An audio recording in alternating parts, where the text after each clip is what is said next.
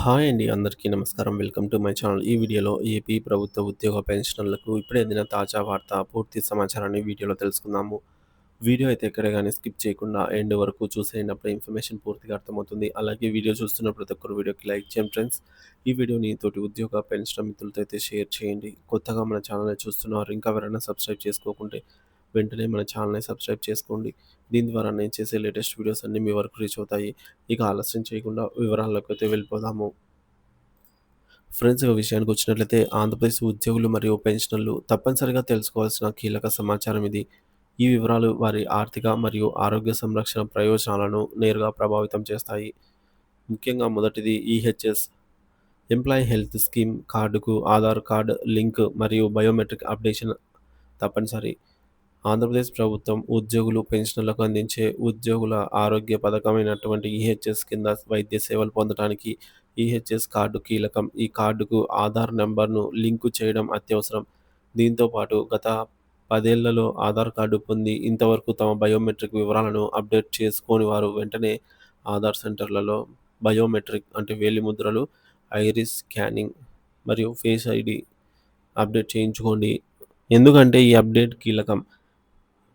తప్పనిసరిగా ఈహెచ్ఎస్ కార్డుపై చికిత్స పొందేందుకు బయోమెట్రిక్ అప్డేషన్ ఉండాల్సిందే. సో, మీరు ఆధార్ డేటాబేస్‌లో మీ బయోమెట్రిక్ అప్డేట్ చేసుకోకపోతే ఆసుపత్రులలో ఈహెచ్ఎస్ కార్డు ద్వారా చికిత్స నిరాకరించబడే అవకాశము ఉంది. ఇది ఆరోగ్య సంరక్షణ సేవలను పొందడంలో తీవ్ర అంతరాయాలను కలిగిస్తుంది. కాబట్టి ఆధార్ కార్డ్‌ను 10 ఏళ్ళు పూర్తయిన ప్రతి ఒక్కరూ అప్డేట్ చేయకపోతే వెంటనే బయోమెట్రిక్ అప్డేట్ చేసుకోండి. సో, ఈ యొక్క బయోమెట్రిక్ అప్డేషన్ ప్రక్రియను నిర్లక్ష్యం చేయకుండా వెంటనే పూర్తి చేసుకోవాలి. ఈ చర్య ఈహెచ్ఎస్ కింద సజావుగా అయితే వైద్య సేవలు పొందడానికి దోహదపడుతుంది. రెండవది ఆదాయపు పన్ను ఫైలింగ్ మరియు రీఫండ్‌పై తాజా సమాచారం. ఆదాయ పన్ను రీఫండ్‌లకు సంబంధించి 20,000 లోపు రీఫండ్ చూపించిన ఉద్యోగులు, పెన్షనర్ల ఖాతాల్లో ఆ మొత్తం ఇప్పటికే జమ చేయబడింది. అయితే 20,000 కంటే ఎక్కువ రీఫండ్ చూపించిన వారికి ఇంకా రీఫండ్ ప్రక్రియ పూర్తి కాలేదు. దీనికి వివిధ కారణాలు ఉండవచ్చు. వాటిలో ఒకటి సంబంధిత జిల్లాల ఆదాయపు పన్ను ప్రాసెసింగ్ కార్యాలయాల ఇన్‌కమ్ టాక్స్ ప్రాసెసింగ్ ఆఫీసర్ పనితీరు ఉండవచ్చనమాట. సో, ఇక రీఫండ్ వేగవంతం కావడానికి ఏం చేయాలి అంటే, కొన్ని జిల్లాల్లో 20,000 కంటే ఎక్కువ అనగా 50,000 కావచ్చు, 70,000 కావచ్చు. సో, ఈ విధంగా రీఫండ్ చూపించిన వారికి కేవలం 15 నిమిషాల నుంచి 20 నిమిషాల్లోనే రీఫండ్ మొత్తం జమ అయిన సందర్భాలు కూడా ఉన్నాయి.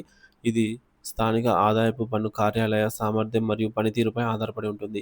ఈ ఫైలింగ్ గడువు మరియు జరిమానా. ఇంకా తమ ఆదాయ పన్ను ఫైలింగ్ పూర్తి చేయని వారందరూ సెప్టెంబర్ 15 తేదీ లోపల ఈ ప్రక్రియను తప్పనిసరిగా పూర్తి చేసుకోవాలి. ఈ గడువు దాటితే 2,000 వరకు జరిమానా విధించబడే అవకాశం ఉంది.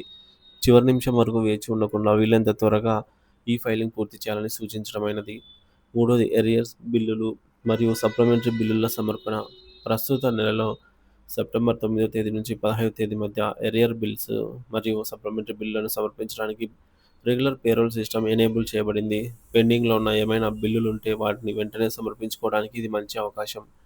బిల్లుల సమర్పణ ప్రక్రియ. ఈ బిల్లులను నిధి పోర్టల్ మరియు సీఎఫ్ఎంఎస్ పోర్టల్ రెండిటిలోనూ సమర్పించాలి. ఈ ప్రక్రియను పూర్తి చేయడానికి ఈ నెల 6వ తేదీ నుంచి 10వ తేదీ లోపల బయోమెట్రిక్ వేసి సబ్మిట్ చేయాలి. కాబట్టి ఎవరికైనా అరియర్ బిల్లులు లేదా సప్లిమెంటరీ బిల్లులు పెండింగ్‌లో ఉన్నట్లయితే వారు వెంటనే తమ డ్రాయింగ్ ఆఫీసర్‌ను, డీఓను సంప్రదించి ఈ గడువులోగా వాటిని సమర్పించేలాగా చర్యలు తీసుకోవాలని తెలియజేస్తున్నాము.